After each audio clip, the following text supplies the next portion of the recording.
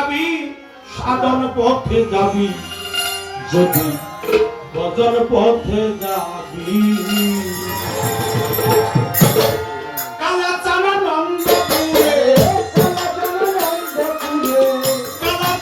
কালাচানানন্দপুরে আপন বলে খুঁজলে পাবি ভজন পথে যাবি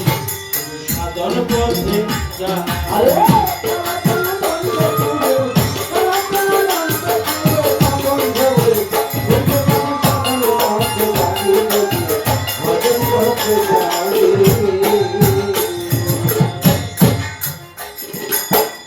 হইল দুগ্ধের নদী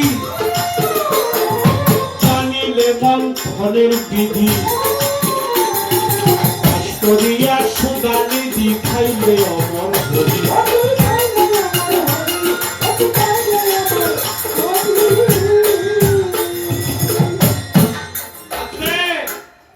গুরু হল দুধের নদী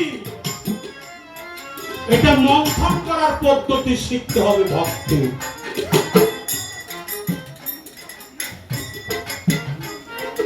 পাস করিয়া সুধানি দি খেয়ে অমর হবি গুরুকে এক বিন্দু অবিশ্বাস করলে তোর নিজের কপাল নিজেই খাবি সাধন পথে যাবি যদি ভজন পথে যাবি কালাচান এই আনন্দপুরে আপন ঘরে খুঁজলে পাবি সাধন পথে যাবি যদি ভজন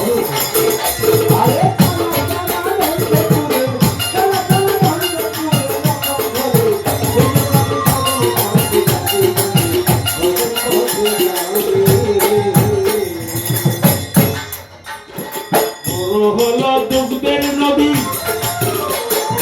জানিলে মন্থনের বিধি করিয়া সুধা নিজে খাইলে অমর হরি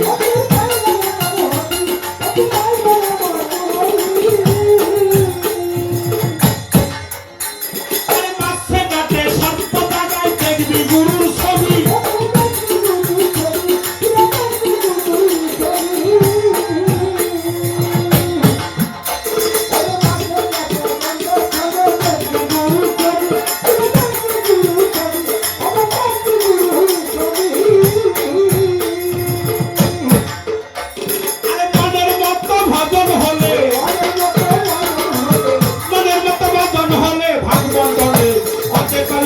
পথে যাবি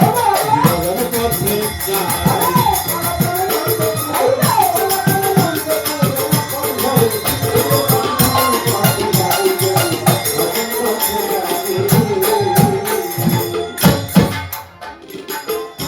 তোমার স্বর্গ নরক পুরুত্ব নরক নিবারক ভক্তের মতো কইরা তরক মূর্খ একই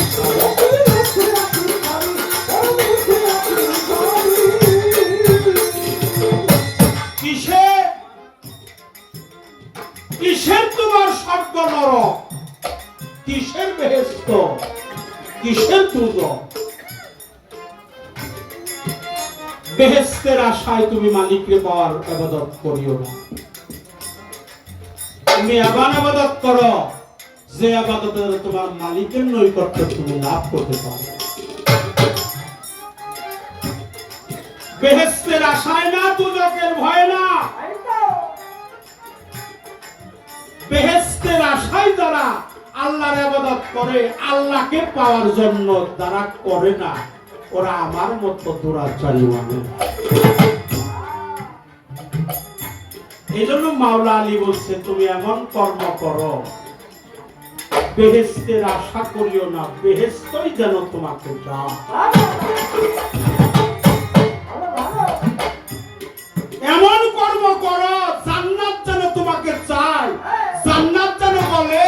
ও শিল্পী সরকার শিমুল তুমি আমাকে আশ্রয় গ্রহণ করো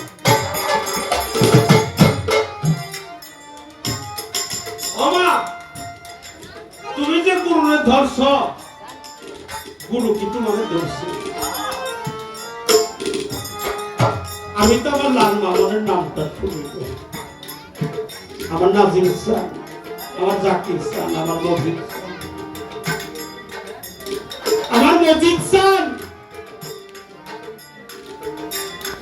আমার জালাল শাহ হাসান শাহ,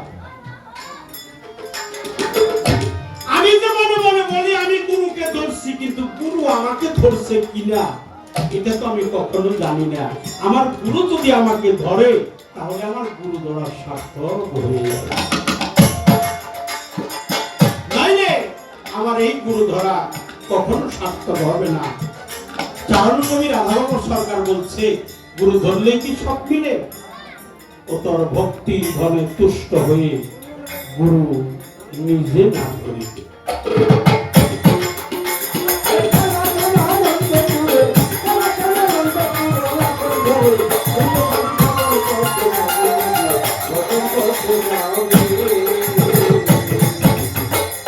ছাইরা দিয়া কাদের বিধি মাইনা লওগা গুরু বিধি,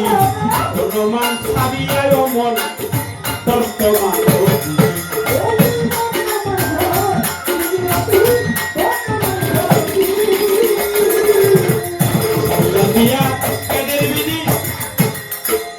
মাইনা লওগা গুরু বিধি,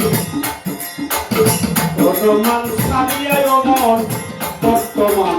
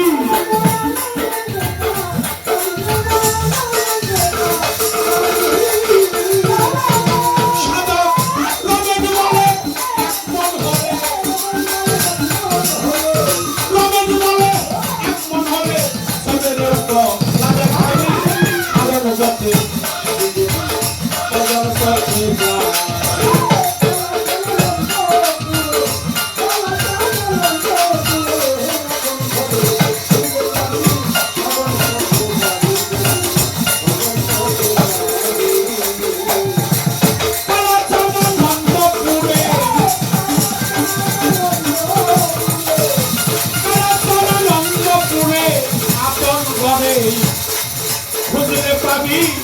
সাধন পথে যাবি, ভজন পথে যাবি।